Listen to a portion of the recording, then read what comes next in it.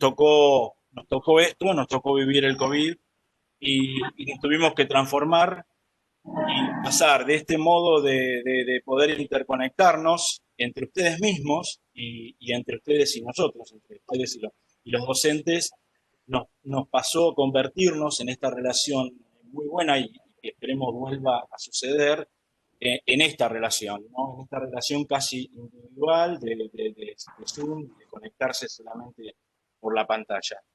Eh, Hay personas que estuvieron cerca de la facultad, como Alex, que siempre tuvo el fondo de pantalla, el ingreso de la facultad, y no perdió, bien Alex, no perdió esa idea de, ¿no? De estar como en un taller. Creo que hicimos el mayor esfuerzo todos de poder estar y de poder comprometernos en el trabajo de taller.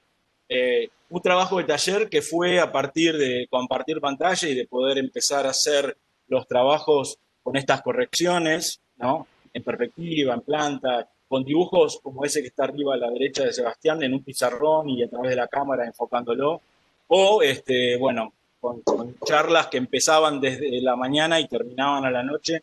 Bueno, todo esto fue un gran esfuerzo para todos y me parece que, bueno, es valorable que así haya pasado y cómo a partir de esto pudimos lograr muchísimas cosas, realmente muchísimos contenidos.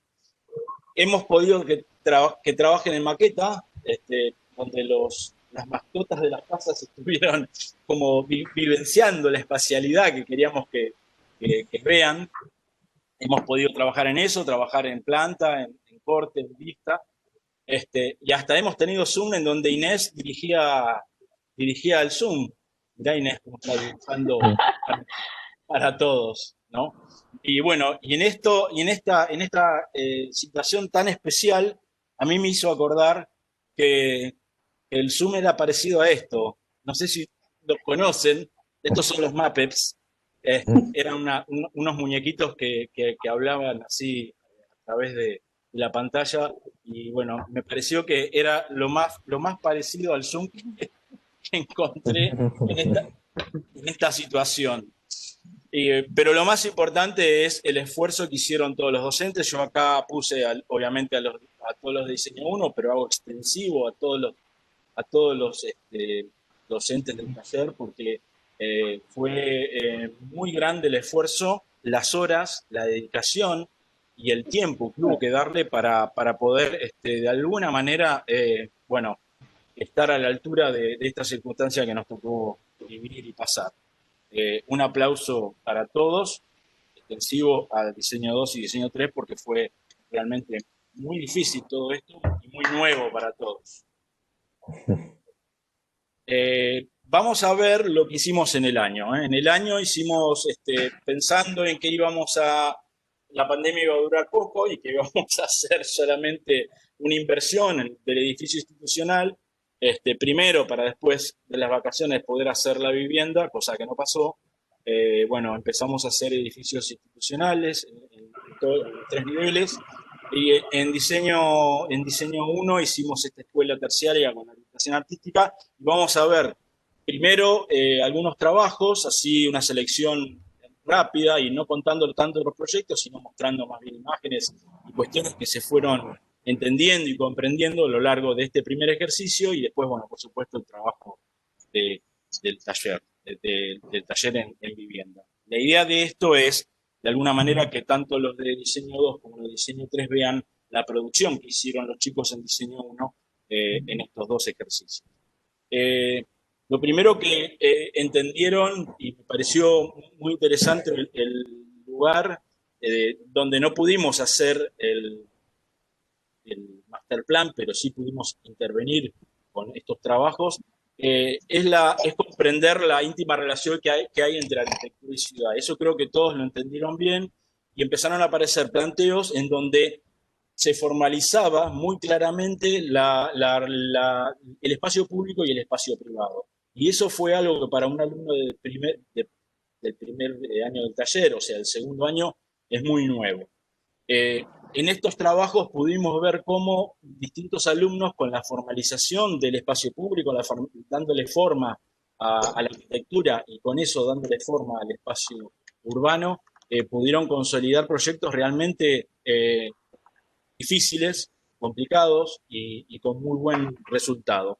Eh, fue importante que interpretaran la relación que hay entre lo que es el contexto y la morfología urbana. Como estos casos, estos ejemplos que estamos viendo de edificios que hicieron como una especie de cubos imitando al Museo Mar y entre ellos una serie de relaciones espaciales exteriores e interiores.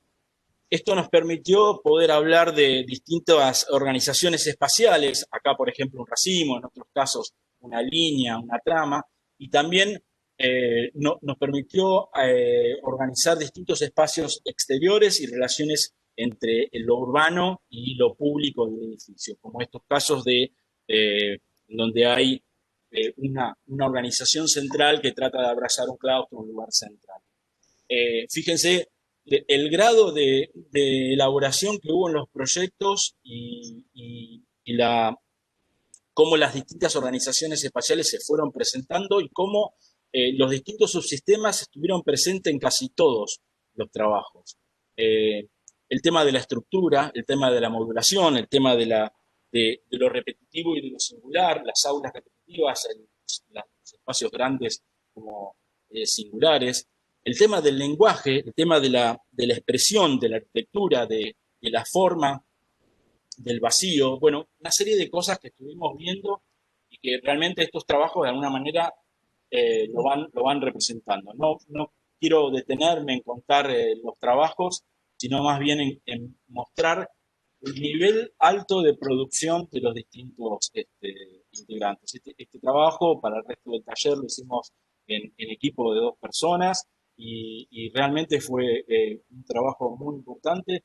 Fíjense la coordinación entre lo sistemático y lo modular, el corte como un tema fundamental en compensar las distintas alturas que nosotros les exigimos, el uso de circulaciones y los problemas funcionales que también les exigimos, bueno, una serie de cosas que sinceramente nos pone muy contentos que hayan llegado a estos resultados.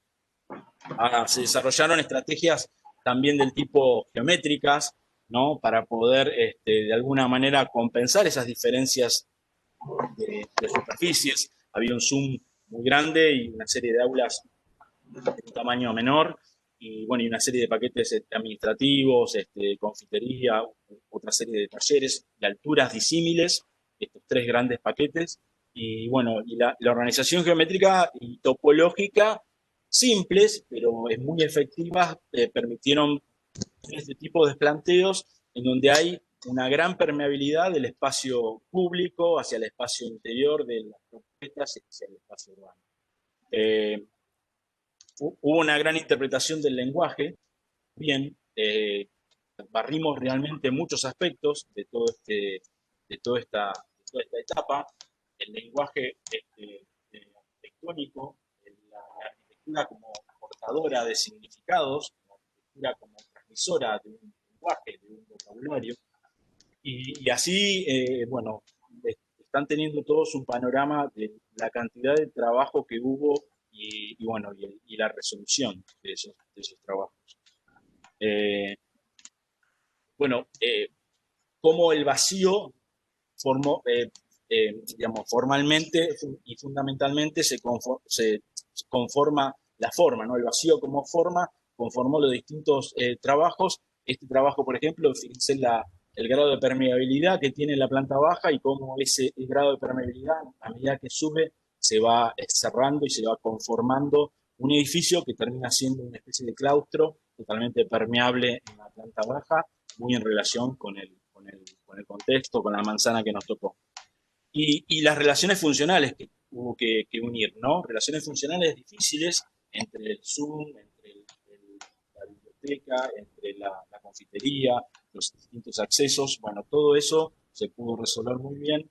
Fíjense la mayoría de los planteos cómo están cubriendo cada una de estas cuestiones. Por último, bueno, trabajos en donde el lenguaje, la morfología arquitectónica y la resolución formal termina apareciendo en toda su expresión. Esto fue, de alguna manera, el primer trabajo, el trabajo de edificio institucional. Pasamos las vacaciones y, bueno, pensábamos que, digamos, íbamos a dejar de tener este contacto. No fue así y arrancamos nuevamente con la vivienda unifamiliar, una vivienda con el trabajo práctico fundamental del taller, que es la vivienda, el hilo conductor de todos los niveles y esa vivienda en un lote urbano, en un entorno de densidad, de baja densidad, digamos, de una densidad baja entre medianeras, hicimos una serie dimos dos lotes distintos con pendientes distintas, una hacia el fondo y otra lateral, de manera de poder comprender las medianeras y su consecuencia en la resolución de una vivienda y los condicionantes, o sea, la pendiente del terreno, el corte, eh, cómo condiciona para poder adaptar la vivienda al terreno y no el terreno al que condicione a la vivienda. Eh, Fundamentalmente en este ejercicio hicimos varios trabajos espaciales y la idea siempre fue trabajar con plano, línea y volumen, o sea, interpretar las consignas del movimiento moderno, de la continuidad espacial, de la ruptura de la caja muraria. Y bueno, y hemos conseguido trabajos que realmente son muy significativos en este último ejercicio. Trabajos que tienen un trabajo muy interesante en cuanto a lo espacial, en cuanto a lo formal, en cuanto a la resolución de las partes, a lo funcional de una vivienda. Entendimos también cómo separar y cómo vincular al programa de la vivienda, que tiene un programa básico de 3 dormitorios, intercomedor, cocina, servicios y garage. Incorporamos un estudio que era un estudio flexible, un dormitorio, digamos, comodín, de alguna manera, que podía ser estudio. Y eso complicó de alguna manera algunos planteos y eso eh, hizo tener determinadas estrategias de jerarquía y de subordinación, en donde muchos planteos hicieron que el estudio estuviese en el fondo, estuviese en el frente, pero resolviendo las cuestiones funcionales, las cuestiones programáticas muy bien, sin perder las virtudes que tiene que tener la vivienda en esa relación de frente-fondo y sin perder ideas espaciales de continuidad que queríamos que ustedes vean. Fíjense cómo el corte se va adaptando también a la pendiente del terreno y no al revés, ¿no? Hemos visto también, digamos, viviendas o propuestas que hacen de la inversión un tema, de la ubicación del estar comedor en una situación más de dominio, más de relación con el paisaje, más elevado. Eso también es un tema que esa inversión de programa fue un tema interesante en muchas de las propuestas. Y bueno, y fundamentalmente el corte. El corte como un dato del proyecto, el corte como una estrategia en el proyecto, el corte del terreno. Este es, por ejemplo, un corte del terreno que tiene pendiente hacia lo profundo, digamos, hacia el longitudinal, y cómo la vivienda se va adaptando a ese corte, a esa relación con el terreno. La relación interior-exterior también fue muy importante a partir de estas consignas del movimiento moderno que queríamos de alguna manera desaprendan a partir de ese ejercicio de espacialidad y de los fenómenos espaciales, de charlas que tuvimos. Yo creo que se entendió bastante bien. Y bueno, y después otras cuestiones que fue, digamos, cómo el espacio arquitectónico, digamos, cómo entender el espacio arquitectónico a través de diagonales o de relaciones interiores-exteriores en un contexto de entremedianeras. Y bueno, esta casa es muy representativa de cómo aparecen situaciones diagonales o tensiones entre interior e interior, entre exterior y interior, o entre el acceso y la calle. Bueno, hay muy buena producción y muy buena elaboración, ¿no?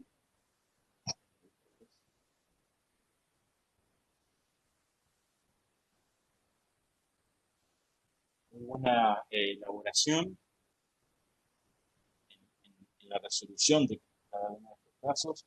El tema del lenguaje, ¿no? De cómo, cómo, cómo entender que la forma, en esa síntesis que hablamos de plano, línea y volumen, entender la forma de la arquitectura y poder expresarla, la ruptura de la casa, de la caja permanentemente, ¿no? Otra vez el corte como elemento, digamos, espacial y estrategia para poder desarrollar las viviendas, y el lenguaje, ¿no?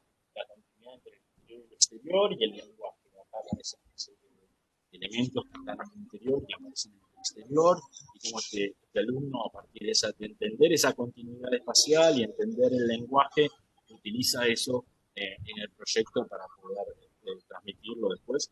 Y bueno, y una calidad de representación realmente que yo estoy sorprendido. Y la verdad que los felicito porque una calidad de representación de determinados trabajos que fue muy buena, fue muy buena. Este, por ejemplo, es un terreno, una vivienda que tiene la pendiente del terreno lateral, en donde ahí aparece el corte resolviendo ese problema de la resolución lateral, de cómo apilar en un terreno que tiene pendiente hacia un costado. Y bueno, y nada, terminando este tema de la forma y del lenguaje, y cómo la arquitectura o el espacio arquitectónico es portador de significado.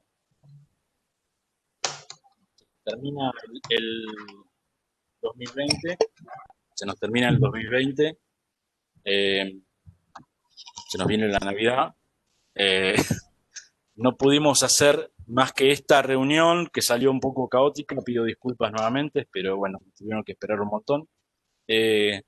Más que esta reunión, así por este medio, eh, no pudimos hacer una exposición general, cambiamos el ladrillo de la facultad por el fondo de ladrillo de los Padlet.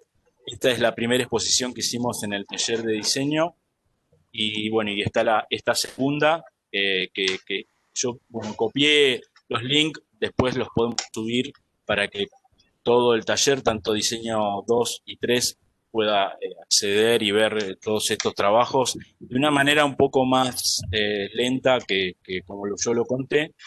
Y nada, terminamos, y muchas gracias a todo Diseño 1, muchas gracias a todos los docentes de Diseño 1, el esfuerzo que hicieron, eh, y muchos de los cuales son docentes que están ad honorem, pusieron todo su tiempo, su amor y su esfuerzo por la docencia y por la arquitectura para estar con nosotros. Y, y a todo Diseño 1 los esperamos en Diseño 2, que ahora Diego les va a contar lo que hacen, una especie de viviendas agrupadas así como esta maqueta. ¿No, Diego? ¿Cómo no?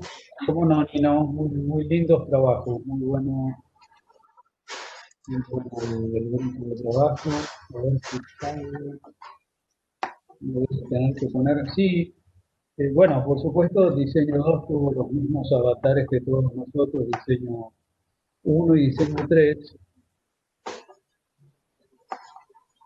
A ver, Pablo,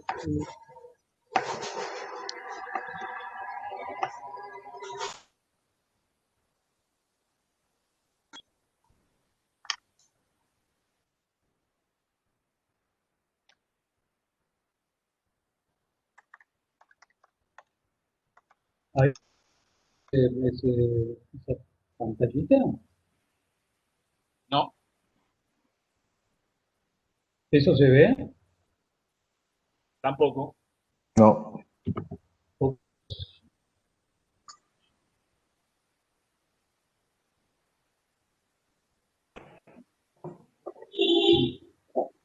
¿Y cómo se supone entonces que debería verse esto? Tenés que venir a lo de Andrés. ¿Querés venir?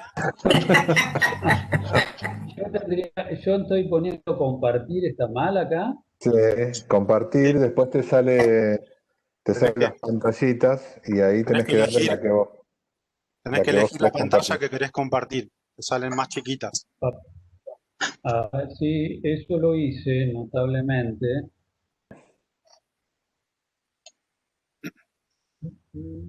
Vamos de nuevo, a ver.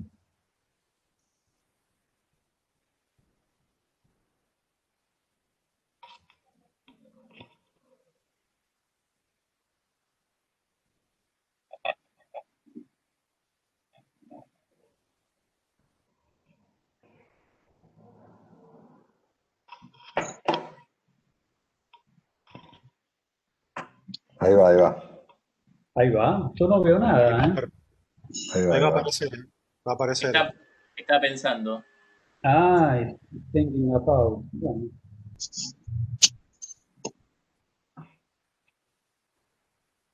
María Noales va a empezar a compartir. María Noales, tal cual, su doble vida.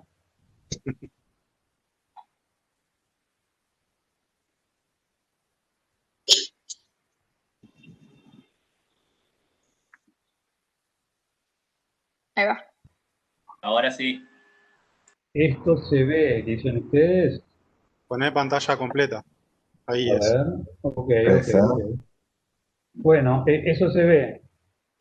Sí. Ahí estamos. Bueno, los avatares de la técnica superando, esto tenemos que ensayarlo la próxima, pero bueno, eh, bueno, no, lo de siempre, ¿no? Lo recurrente un poco de los avatares de este año para todos,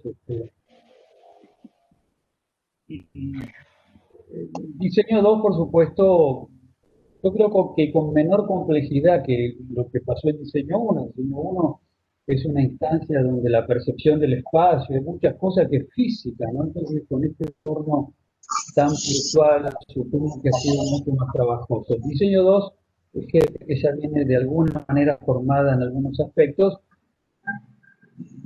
de diseño 1, con lo cual lo que nos parecía, para no hablar tan horriblemente mal de este año, ¿no? Comentábamos con nuestros amigos docentes que se cerró la puerta de se cerró la puerta de la presencialidad y se abrió otra que, bueno, tiene otras situaciones, por supuesto, ¿no? La presencia, lo que nos pasaba en el taller a veces, en muchos instantes, que es muy dinámico, muy heterogéneo, muy agradable y también es relativamente disperso. Y este medio, bueno, en esto de que uno cierra una puerta que es la presencialidad y abre otra que es la virtualidad, algo que nos parecía es que en muchos casos exigía una enorme concentración de los docentes, ni hablar, porque están todo el tiempo sin la posibilidad de ni mirar para otro lado, y de los chicos nos parecía que pasaba lo mismo. A mí me pasaba que yo iba de barrio en barrio, de grupo en grupo, y la misma gente que había visto a las 3 de la tarde volvía al mismo grupo y la veía a las 6 de la tarde, con lo cual, digamos, aquella persona que tuvo la paciencia como alumno, porque como docente estábamos obligados, pero como alumno, quien tuvo la paciencia de resistir un poco a este medio y de permanecer, seguramente algo que adquirió mucha más concentración en el aprendizaje, aunque más no sea transmitido virtualmente, que quizás la misma persona en la facultad, ¿no? A nosotros nos parecía que eso era algo que, bueno, dentro del caos imperante era algo relativamente bueno. Y, por supuesto, como siempre nos pasa, que estamos obligados a mirar arquitectura, eso nos educa la mirada, cosa que es muy buena, y cuando nos educan la mirada, uno repetitivamente, si persistió en las clases y logró no moverse desde las 2 hasta las 6 o hasta las 7, hasta cuando durara la clase, muy probablemente lo que, además de educar la mirada, que es una cosa un poco propia y personal, eh, cuando uno mira muchos trabajos ajenos, tiene una virtud, yo creo eso, que es alejarse del propio trabajo. Es decir, uno empieza a encontrar, en vez de soluciones, vieron que a veces uno pide soluciones, soluciones, soluciones. Ahora, cuando empieza a mirar el trabajo de los otros, uno empieza a entender una lógica, un sentido de las cosas que van más allá del propio trabajo, con lo cual da la impresión que eso permite entender cómo funciona una cosa que va más allá de lo propio, y a uno lo hace menos mirar el propio trabajo, le permite abstraer, alejarse. En ese sentido, para la gente que tuvo la paciencia y la persistencia de amigarse un poquito con el medio, nos pareció que, bueno, que el medio tenía algún fin que dentro de todo el caos era positivo, y que era un poquito pensar que quien ve mucha arquitectura educa su mirada, quien educa su mirada empieza a alejarse de lo propio y de entender todo más como un trabajo en equipo, que es lo que siempre el taller ha intentado hacer ante las dificultades de este medio. Nosotros, como nos pusimos de acuerdo y nos pareció que el trabajo de vivienda iba a exigir, siempre exige mayor complejidad en el modo de pensar y de transmitirlo. Empezamos el primer cuatrimestre con un edificio institucional y, como todos en el taller, trasladamos la vivienda, en este caso, en el caso de Diseño 2, es agrupada, o sea, no es individual, y estos son algunos de las cosas que de los objetos producidos, de los trabajos producidos,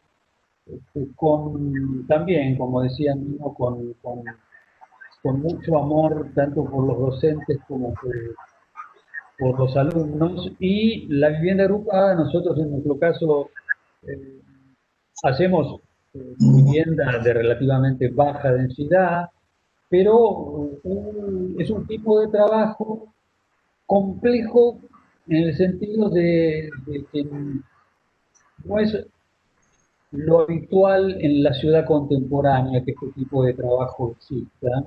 Este tipo de agrupamiento existe, pero no es tan habitual que uno vea, que uno haya tenido la experiencia de verlo, con lo cual la transmisión de una experiencia no vivida siempre resulta relativamente compleja. Alguien ha estado, sí, en una vivienda individual, alguien conoce una torre. Ahora, un agrupamiento de viviendas que tiene todas unas condicionantes bastante precisas, es un trabajo que requiere de mucha conocimiento de lo que Diseño 1 provee para empezar con otros temas y no tener que ir a ahondar en temas que ya uno tiene que haberlos visto. Y entonces los trabajos de vivienda agrupada, que fueron los del final de este segundo cuatrimestre, por supuesto, obedecen a, en este caso, mismo terreno frente al mar, entre medianeras, pero con una calle, eh, una avenida al frente al mar, Camet, y Esquivo al fondo, es decir, dos calles, es decir, dos posibilidades de acceso con dos medianeras, y desde ya con la posibilidad de diversas modos de agrupamiento, modalidades de agrupamiento, que habitualmente son las que muchos de ustedes aprenden en Diseño 1 cuando hacen un trabajo repetitivo. Notablemente, el trabajo repetitivo de Diseño 1 es un trabajo que a nosotros es muy apropiado para ya haber comprendido ciertos modos organizativos de algo que se repite, pero en nuestro caso le adosamos a la complejidad de la repetición, que el diseño 1 a veces es un aula, talleres, es decir, funciones que no requieren mayor proyecto interior, le adosamos la complejidad de que esta repetición, a su vez, que es genérica, tiene que dar cuenta de la vivienda de la gente, ¿no? Con lo cual tiene todos los rigores que en diseño uno utiliza en la vivienda individual entre medianeras. Bueno, ahora lo llevamos a hacer viviendas, no departamentos, no un PH, sino viviendas en un contexto diferente, ¿no? Entonces, ese es un trabajo donde el agrupamiento anterior era en peine, estos son probablemente dos tiras, donde la posibilidad de haber corregido nos da la impresión, y de que todos tuvieran esta especie de focalización que nos daba el Zoom, realmente nos pareció que por encontrarle una virtud al medio y a la época que nos tocó vivir este año, se notó en aquella gente que tuvo, como decíamos al principio, la persistencia de estar un poco amigándose con el medio, ¿no? Este es un trabajo que también, en vez del agrupamiento en peine, tiene agrupamiento en dos tiras. siempre con la condición, en este terreno que elegimos este año, a diferencia de otros años, la condición del mar, de algo que focaliza muy notoriamente, que desbalancea un terreno notoriamente, un poquito con la obligación de que los trabajos siempre dieran cuenta de la ubicación del mar, ¿no? Que no fuera eh, no fuera algo aleatorio la vista, sino focalizada, obligaba a que ponía viviendas en el fondo del terreno, tenía relativamente el compromiso de buscar que la tipología encontrada, el modo de agrupamiento encontrado, diera cuenta de un terreno que tiene un foco muy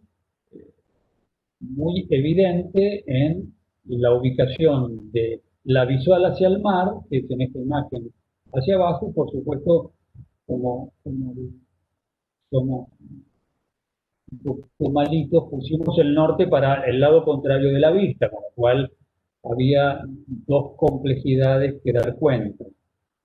Pero la verdad que fueron trabajos que, este es un corte que creo que lo hizo Luz, que incorpora la avenida, incorpora también el corte de la barranca hasta la playa en esa zona, entonces da una idea de todas esas viviendas que están a la izquierda del corte, el interés por que quien desarrolló este trabajo, más allá del destino trágico de tener que ubicar 18 viviendas, es decir, simplemente el hecho de completar un programa, el completamiento de este programa se daba con la relativa compromiso de tener que focalizar hacia esa visual muy pregnante que tenía el terreno. Bueno, otros trabajos con agrupaciones diferentes, ni trama como vimos antes, ni dos tiras, sino una L.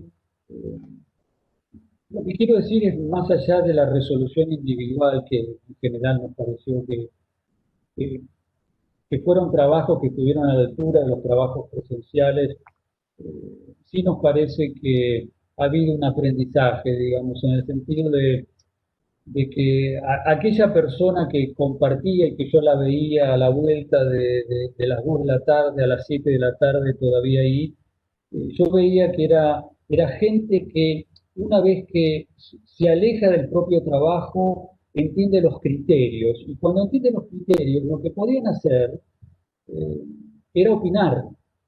Porque uno puede opinar con fundamento cuando entiende los criterios de las cosas. Y la concentración que demandó este año y este medio, realmente nos pareció que obligó a mucha gente que, bueno, le resultó relativamente amigable a lo largo del tiempo estar 4 horas mirando trabajo de compañeros, lo cual exige, además de alejarse del trabajo, exige una gran generosidad, porque también quien opina con fundamento y con criterio se va del propio ombligo, ¿no? Para aportarle algo como compañero a un trabajo que se da cuenta que, habiendo cambiado las variables, porque por supuesto todos los planteos, como nos pasa siempre, son distintos, quien reconoce aquellos criterios que puede abstraer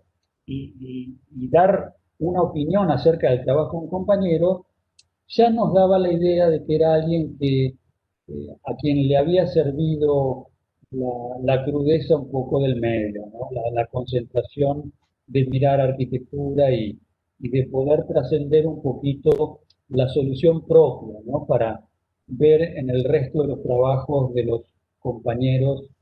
este, Jeremías, por ejemplo, en este trabajo puso 3 secuoyas que trajo de Canadá, vieron que superan, entonces quedaron fabulosas ahí. Bueno, otros trabajos siempre en esta idea del agrupamiento de viviendas, Bueno, como decía Nino también, en muchos casos llegamos a una resolución formal. También nosotros aprendimos que, por ejemplo, la maqueta digital eh, en Diseño 2 fue una herramienta para el caso de la vivienda que realmente nos dio la impresión que eh, focalizaba mucho la constructibilidad de las cosas. A veces la escala de las maquetas reales en la vivienda agrupada de Diseño 2 deja un poco de lado la mirada sobre un dintel, sobre una carpintería y el hecho de haber nosotros mismos optado por digitalizar la maqueta nos pareció que nos permitía a nosotros corregir con mayor propiedad porque estaba mucho más focalizada la mirada, ¿no? El medio permitía que lo digital en maqueta, cuando la maqueta es muy chiquita, nos permitía decir más cosas. Bueno, creo que Agustín puso árboles más chiquitos que Jeremías, no trajo secuoyas.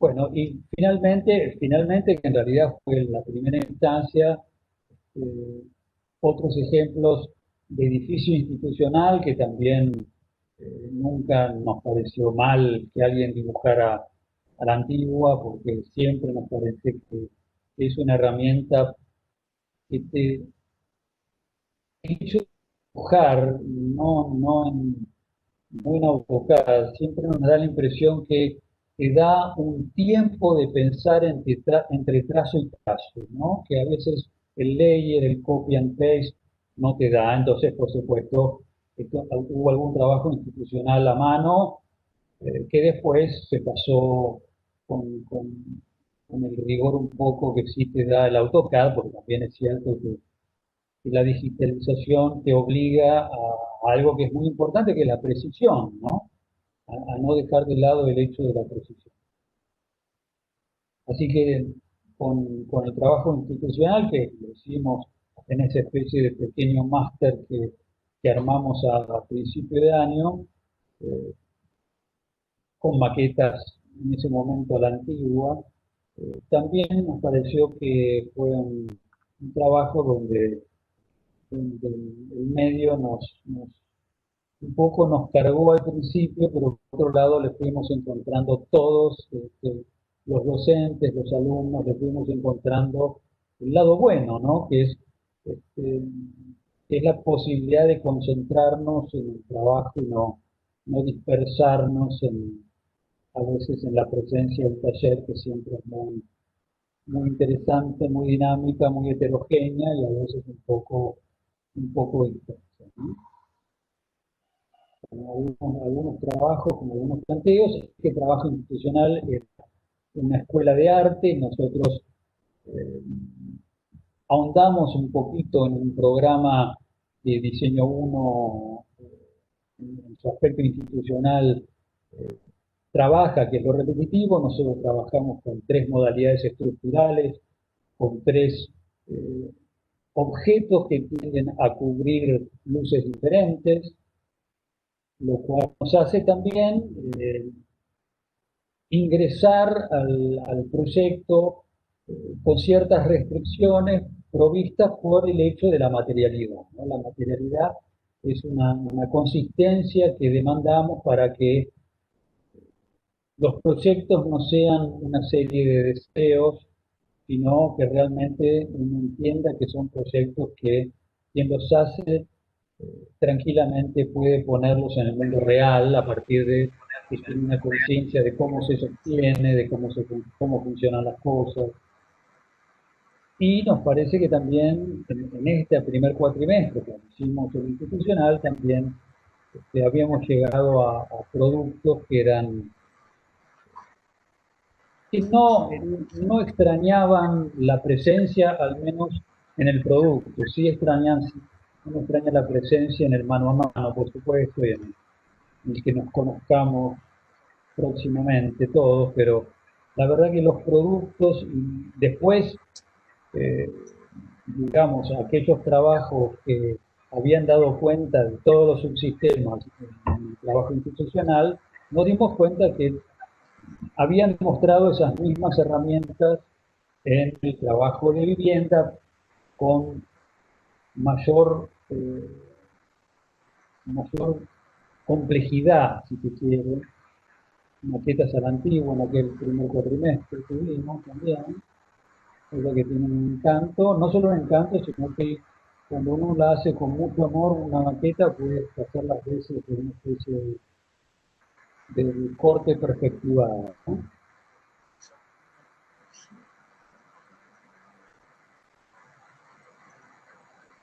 Que dijo mismo, esto era imposible hacer los dos con el trabajo y tanto todo,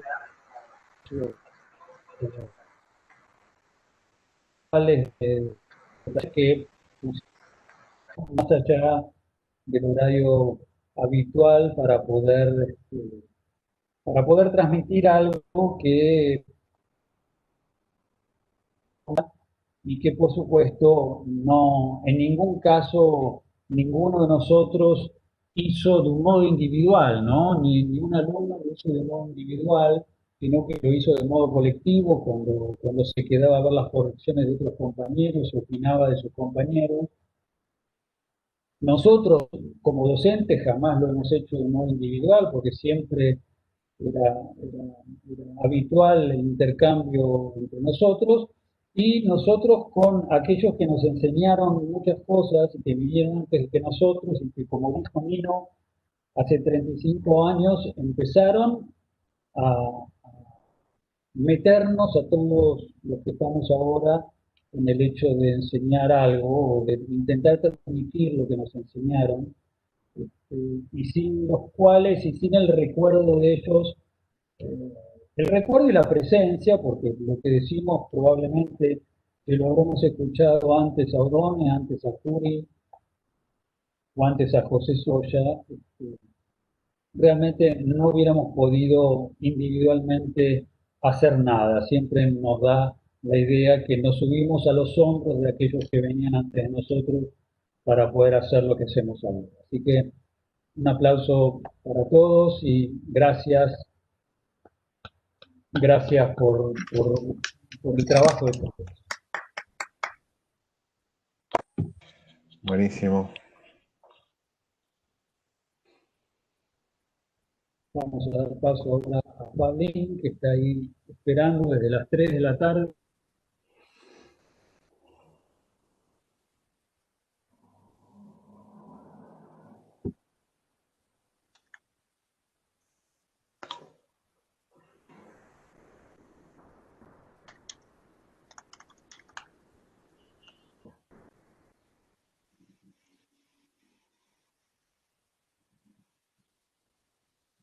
Tenés que dejar de compartir, Diego, me parece, para que yo pueda.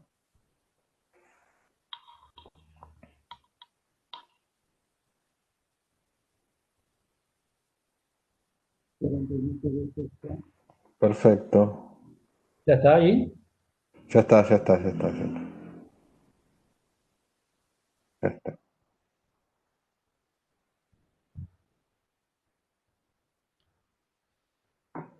Ya está.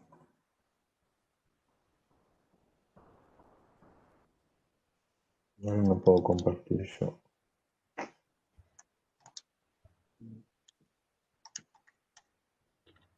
¿Quieres venir a lo de Andrés?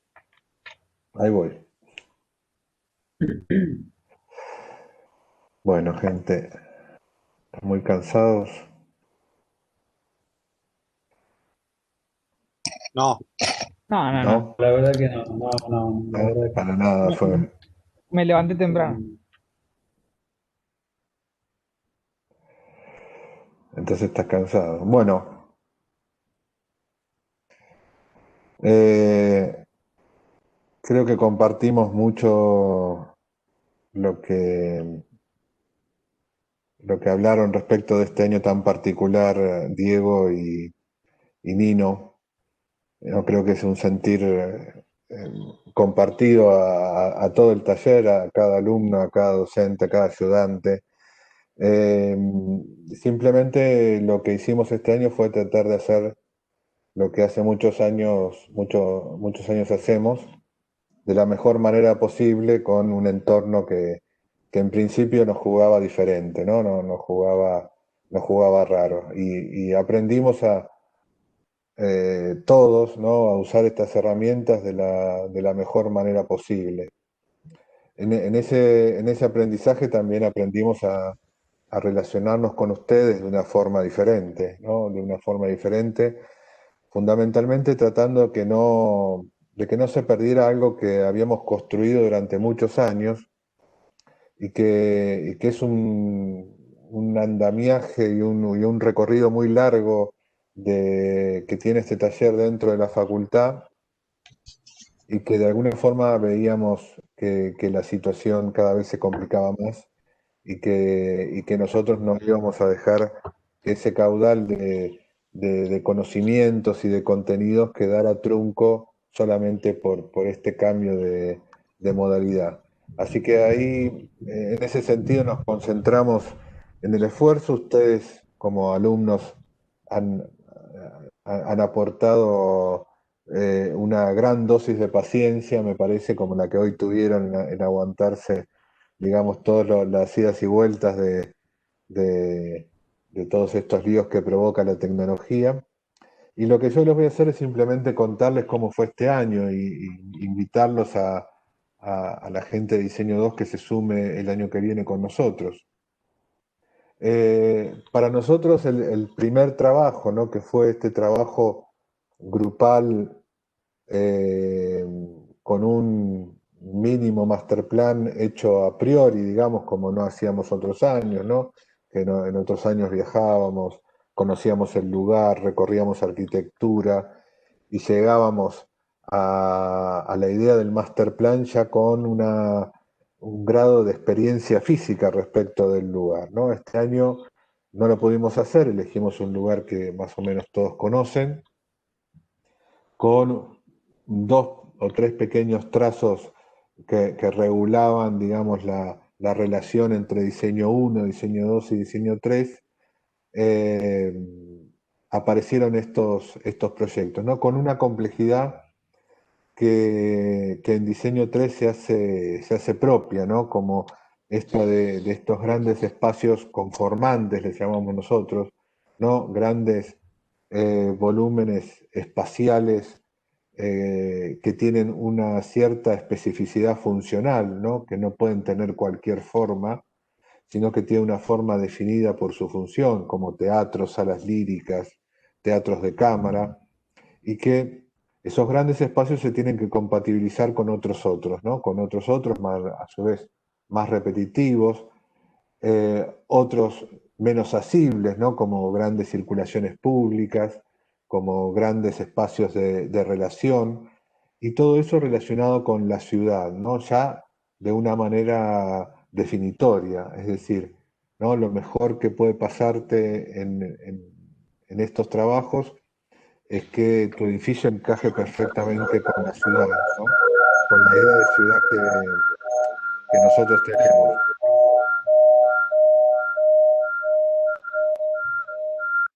Silencio en Aguille. Ahí está. Había un ruido extraño.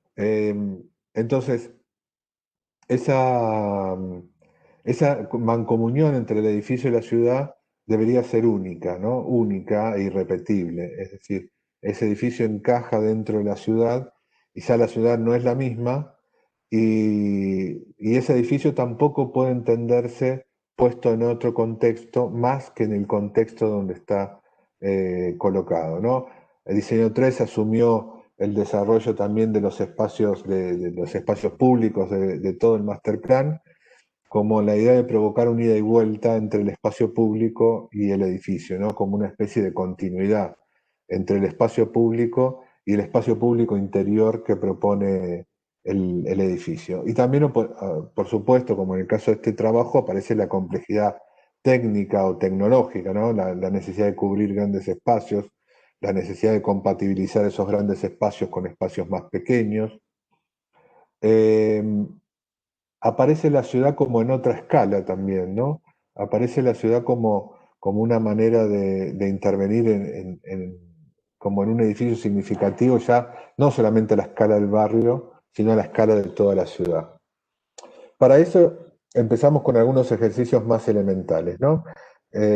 Analizando obras, como siempre, analizando la parte, es decir, cómo es un teatro de lírico, ¿no? ¿Cómo se entiende? ¿Qué función hace? Seguramente casi ninguno de nosotros fue a ver una ópera, ¿no? Y sin embargo, una cosa que es habitual en la arquitectura es que vos tengas que desarrollar programas que no estás habituado o que no conociste o que no experimentaste. Para eso desarrollamos un ejercicio especialmente para eso, ¿no? Analizamos obra, nos fuimos a analizar, por ejemplo, cómo compatibilizar esos espacios conformantes en un espacio único común, cómo podemos relacionarlos, maclarlos entre sí para que de alguna manera ellos estén relacionados en sus partes de relación con el público, pero también en su relación con el servicio. Y después nos fuimos, una vez teniendo esa especie de background de lo que era cada parte del programa, ¿no?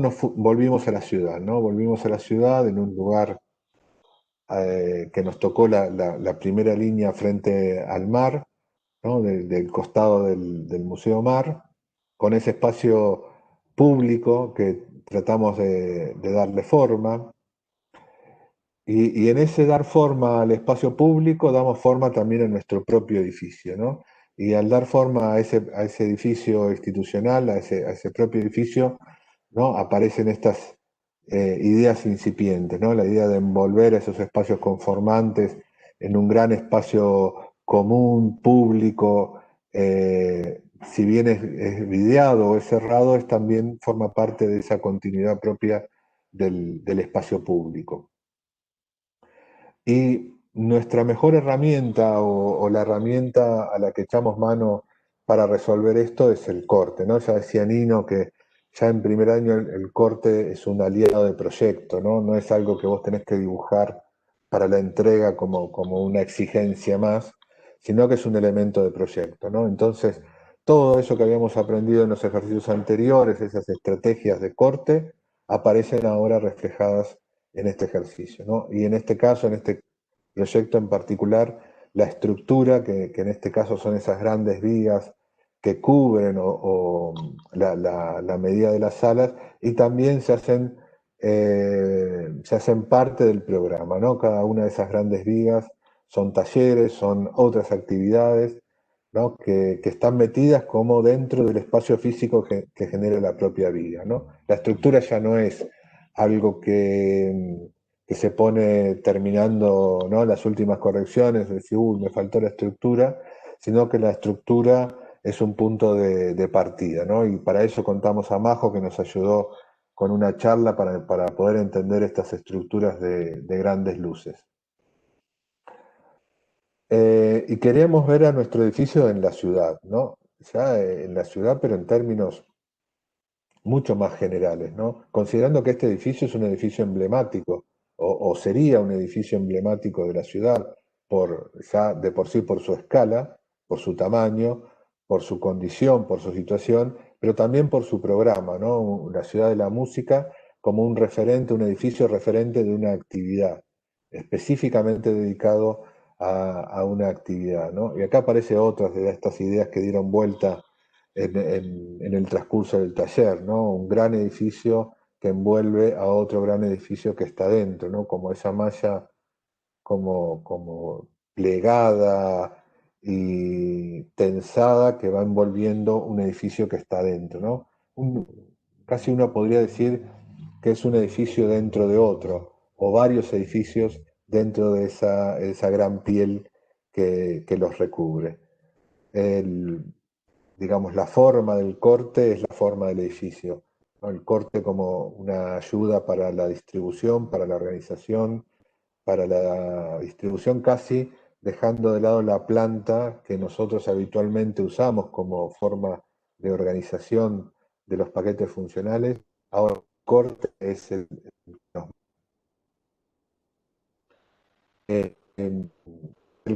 también esos lugares a lo mejor más repetitivos, más sistemáticos, o otros lugares que conllevan, digamos, esa relación entre esos espacios conformantes y su relación con el espacio público y sus relaciones entre sí, ¿no? Como la gente se mueve dentro de esos edificios libremente y va buscando esas situaciones que son el reflejo del urbano, ¿no? Cuando uno se mueve por una calle, una plaza, en estos edificios se mueve de la misma manera.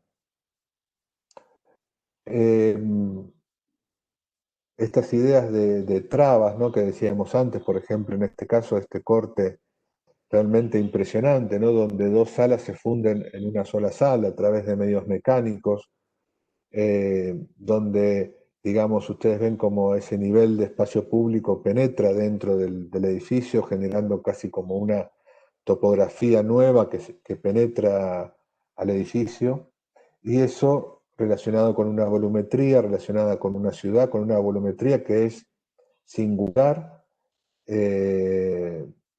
pero es singular porque el programa también pide esa singularidad, ¿no? Una volumetría que se contrapone, que le juega de oposición al Museo Mar, que no quiere parecerse a él de ninguna manera, sino que le juega de igual a igual, ¿no? Que le juega casi como asumiendo una postura totalmente diferente y asumiendo su condición de edificio institucional que mira al mar.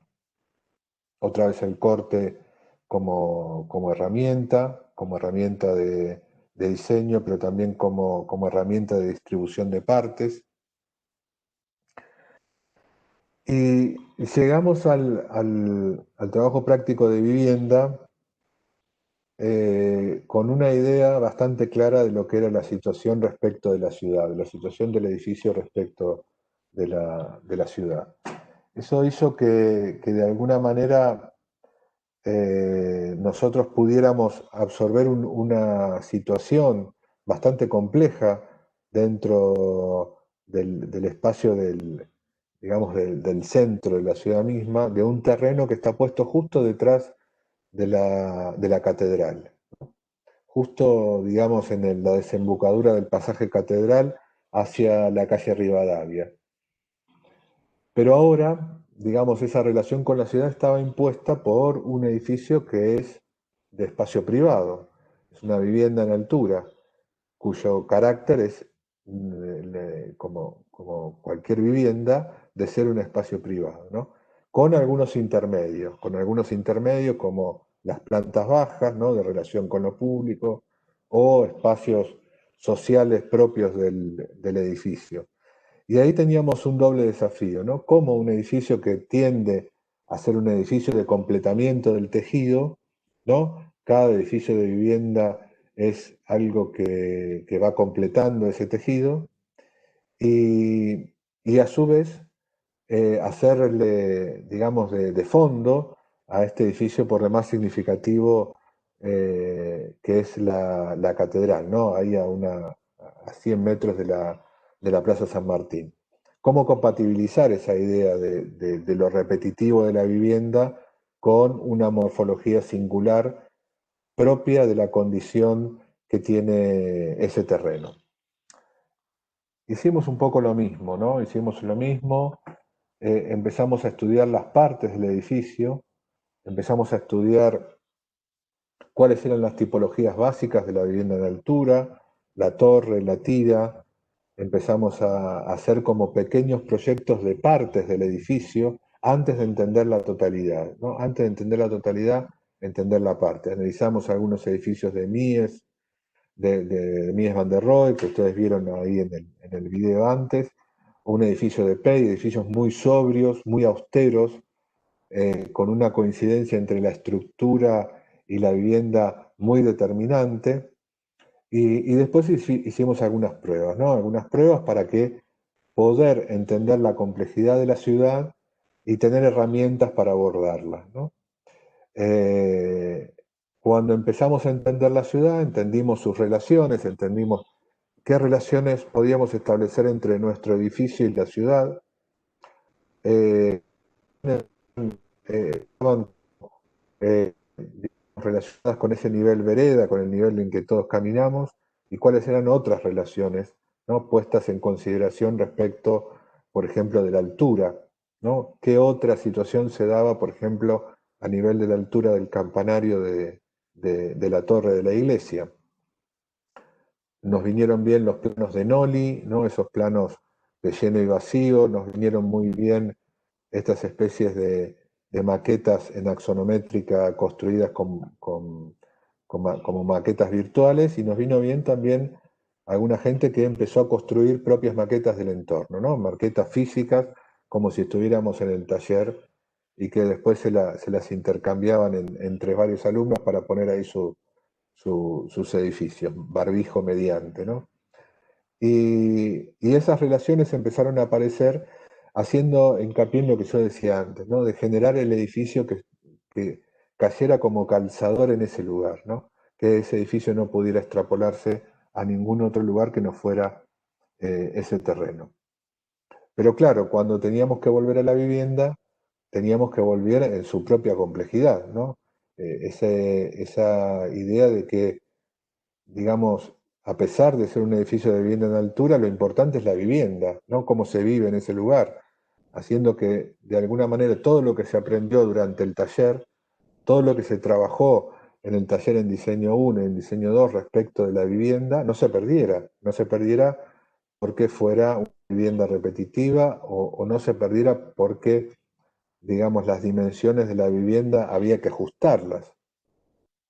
En este caso, un proyecto que solo es posible de entender si uno entiende que en el eje de simetría de este proyecto está la cúpula o, digamos, la punta del campanario de la catedral, ¿no? Solo así uno puede entender la forma de este proyecto. Y entender también que cuando uno se mete dentro de la vivienda, ¿no? Hay dormitorios, hay baños, hay estares y comedores que quieren tener la mejor orientación, que quieren tener un espacio exterior de calidad, que eso no hay que perderlo, ¿no? Y que hay relaciones espaciales también dentro de una vivienda mínima, obviamente a lo mejor trabajados más acotadamente, pero con la misma sensibilidad, ¿no? Que, digamos, la vivienda en altura no tiene por qué ser esos departamentos infames de estares comedores de 3 metros de ancho por 6 metros de largo con una ventanita al fondo, ¿no? Podemos hacer otro tipo de vivienda en altura y podemos tener la misma calidad en la vivienda en altura que la que tenemos en una vivienda en una sola planta, ¿no? Ahí está el corte, el corte ya no es solamente el edificio, sino que el entorno forma parte de él.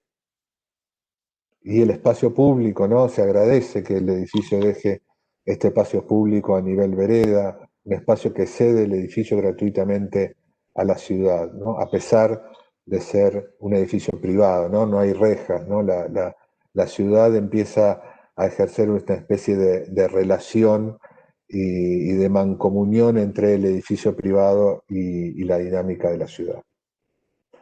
Otras variantes, otros proyectos, ¿no? Ahora detrás de la catedral es un vacío en vez de un lleno como en el ejercicio anterior, ¿no? Ese vacío como que se proyecta al interior de Manzana y un edificio como más, digamos, como más singular, que está puesto en la esquina, que es más alto, y otro edificio, digamos, más bajo, que enchapa la medianera existente, ¿no? Preocupándose por dar una nueva fachada a la ciudad con ese mismo criterio, ahora enfatizando como si fuera una gran ochava, ¿no? Dentro de la ciudad, como una ochava inusual dentro de la ciudad, con esa geometría triangular, ¿no? Y haciéndose cargo dentro de esa geometría triangular de todos esos problemas que tiene la vivienda, ¿no? Cómo hacer que en esa geometría que es querida a partir de la urbanidad de la ciudad, después tenga que albergar una vivienda, ¿no? Y la condición de la vivienda sea la mejor posible.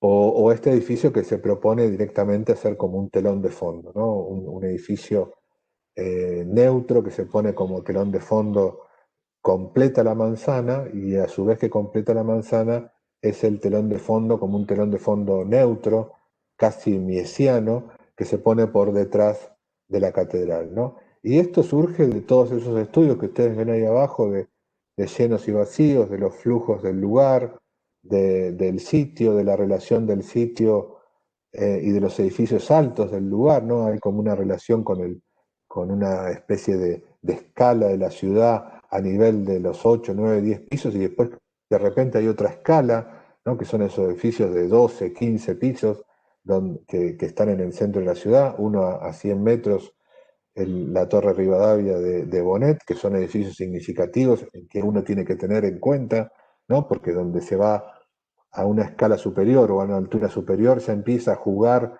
como si fuera en otro segmento, ¿no? Como en otra escala de ciudad. Ahí está ese telón de fondo que decíamos, ese telón de fondo de la catedral que se pone, ¿no? El edificio más alto se pone exactamente por detrás del campanario de la catedral.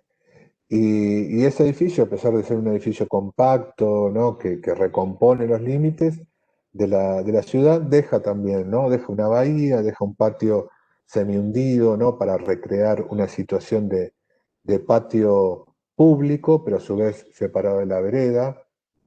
Deja una pasante por donde uno puede entrar a los dos edificios como una situación de domesticidad fuera del ámbito de la centralidad que tiene este lugar, este sitio, ¿no? Siempre una complejidad agregada, ¿no? Cómo poder enhebrar lo doméstico con lo urbano sin que ninguno de los dos entre en conflicto. Y este es el patio que yo le decía, y después otro patio, digamos, con esa terraza desde los lugares comunes del propio edificio, ¿no? El edificio genera también su propia urbanidad. Así que, y para terminar, este año también tuvimos, aprovechando un poco algo que nos hubiera costado mucho hacer si hubiéramos estado en el taller y que descubrimos a partir del uso de estas nuevas herramientas, es tener invitados, ¿no? Tener gente de que ejercen la profesión y que también ejercen la docencia, algunos locales, otros más cercanos, platenses, y por qué no, gente que trabaja en Barcelona con las mismas ideas y con los mismos conceptos que nosotros trabajamos acá ahora, ¿no? Cosa que hemos disfrutado, fue como para nosotros, pero creo que para todo el taller un soplo de aire nuevo, poder escuchar, digamos, la gente que está comprometida con la arquitectura, comprometida con la enseñanza y comprometida con el hacer diario de arquitectura, que no es poca cosa. Y para terminar, vuelvo al principio, ¿no? Porque siempre se vuelve al principio en este,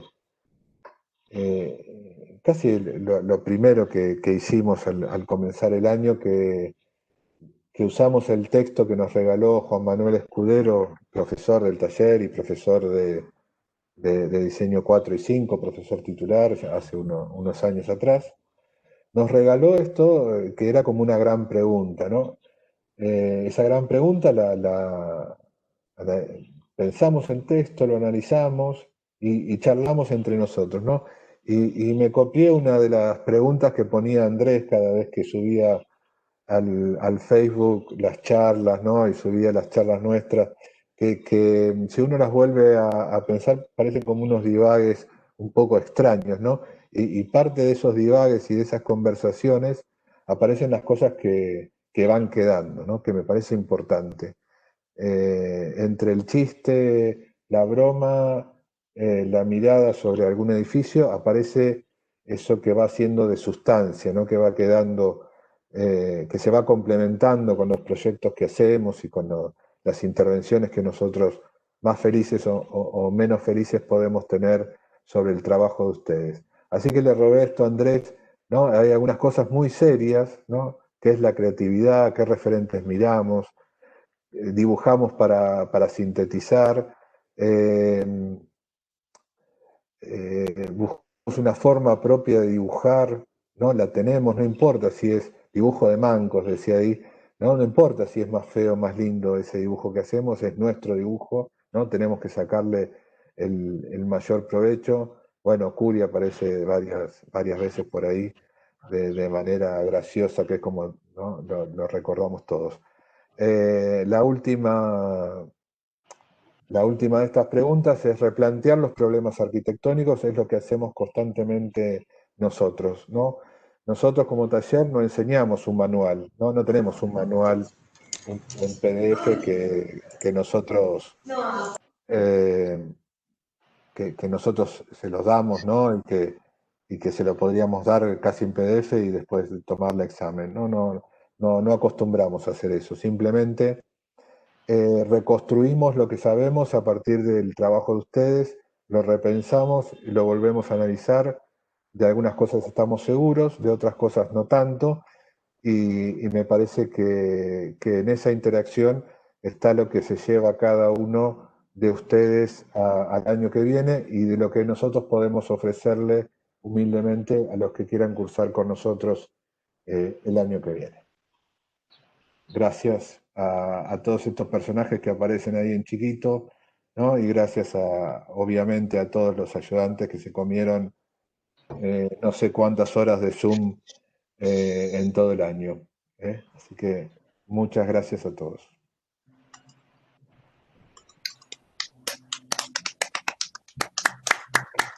Gracias.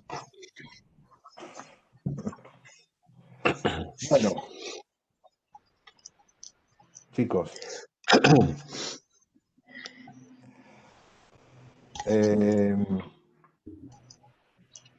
Bueno, diseño 2 nos juntamos en un nuevo Zoom, brevísimo, antes de pasar a los grupos. Y sí. Diego, no sé si quieren hacer 15 minutos de pausa, ¿te parece? Sí, por supuesto, por supuesto. Así me Digamos da tiempo de volver al estudio también. que, digamos entonces 5:30, ¿les parece? Muy bien, muy bien. 5:30 nos juntamos de nuevo, ¿ok? Chicos, Diseño 2. felices fiestas a los que nos vemos. Bueno, igualmente. Hasta luego. Chao. Felicidades. Gracias. Chau. Chao. Prendan la cámara cuando se van, si los vemos. Chau, chau. Chao. Chao, chao, nos vemos.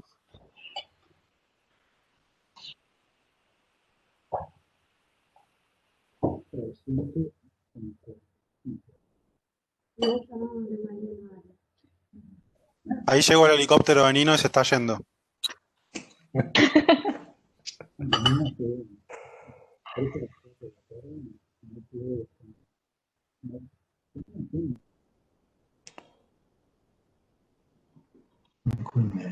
¿Cómo se sale de acá? ¿Cómo salís de acá? Con el botoncito, con la cruz, abandonar reunión.